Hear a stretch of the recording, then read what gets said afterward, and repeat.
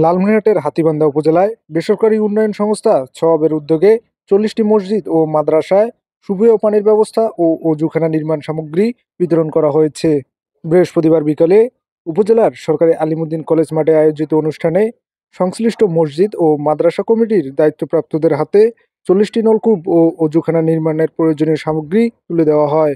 সওয়াবের project officer শাহজুল ইসলামের উপস্থাপনায় ও সওয়াবের assistant manager Mahmud ভূঁইয়ার সভাপতিত্বে উক্ত অনুষ্ঠানে প্রধান অতিথি হিসেবে উপস্থিত ছিলেন লালমনিরহাট ১ আসনের জামায়াত মনোনীত সংসদ সদস্য পদপ্রার্থী আনোয়ারুল ইসলাম রাজু।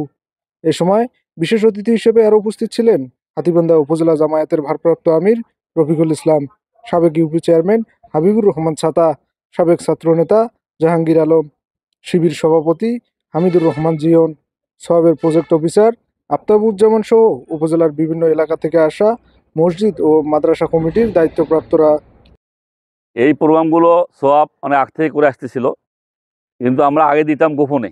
সত্য কথা যেটা, হয়তো ভাইদের ডাক দিতাম, একটা কোথাও যে উদ্বোধন করে একটা দিয়ে কোনো চলে আসতাম, পরিবেশ ছিল না। কিন্তু আল্লাহ শুকরিয়া, আজকে আমরা একসঙ্গে 40টা, তাই না? 40টা আমরা একসঙ্গে দিতে যাচ্ছি। এটা আল্লাহর বিশেষ মেহনত হবে, আলহামদুলিল্লাহ। এই ভালো কাজগুলো করতে দেয় নাই এই সাম্রাজ্যবাদ, ফ্যাসিস্ট, যারা আবার নতুন করে পায়তারা করছে এই দেশটাকে অশান্ত করার জন্য। আজকে তারা দেশে অশান্ত করার জন্য সর্বশক্তি নিয়োগ করছে। আল্লাহ শুকরিয়া, এই অশান্ত পরিবেশকে ঠেকিয়ে আপনাদের মাঝে সব একটা ভালো কাজ করছে, আলহামদুলিল্লাহ। এখানে পকেটের ৫-১০ টাকা দিয়ে ইমাম মুয়াজ্জিনের বেতনের ব্যবস্থা করা হয়। খুবই সামান্য বেতনে এখানকার ইমাম মুয়াজ্জিনরা চাকরি করেন এবং মসজিদগুলো অবকাঠামোর দিক থেকে অনেক অনুন্নত। আমরা সেই জায়গা থেকে সওয়াবের পক্ষ থেকে যে উপহার সামগ্রী পাইলাম, এজন্য আমরা হাতীবান্ধাবাসীর পক্ষ থেকে আন্তরিকভাবে মোবারকবাদ জানাচ্ছি। আমরা সওয়াবের পক্ষ থেকে সবাইকে ধন্যবাদ জানাচ্ছি, মোবারকবাদ জানাচ্ছি। আপনারা এই অত্র এলাকায় বিভিন্ন মসজিদে অজুখানা বাছাই করে দিয়েছেন। যেখানে অজুখানা প্রয়োজন আমরা সেখানে অজুখানা পৌঁছে দেওয়ার চেষ্টা করেছি। একসাথে আমাদের 40টা অজুখানার কার্যক্রম চলমান আছে। আজকে আমরা আপনাদেরকে এখানে উপস্থিত করে এই অজুখানার জন্য ওয়াটার স্টেশনের ট্যাঙ্ক, মোটর এবং আনুষঙ্গিক সরঞ্জামগুলো বিতরণ করতেছি। আমরা আশা করি আপনাদের এই সৌন্দর্যপূর্ণ সহযোগিতার মাধ্যমে অত্র এলাকায় আরও বিভিন্ন মসজিদে, যে সকল মসজিদে প্রয়োজন অজুখানা, আমরা এই কার্যক্রম অব্যাহত রাখতে পারব।